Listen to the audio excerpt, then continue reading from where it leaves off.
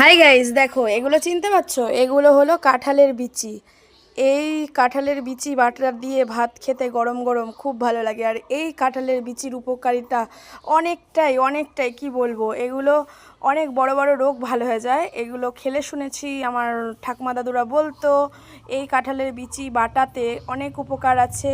এগুলো খেলে ক্যান্সার রোগ প্রতিরোধ ক্ষমতা বাড়ায়, মানে শরীরটা ভালো লাগে। এসব খেলে নাকি রোগ হয় না, ক্যান্সার রোগ হয় না।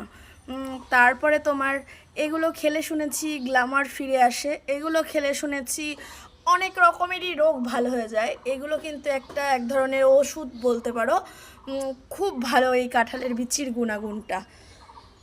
আর সাথে রয়েছে অ্যালোভেরা।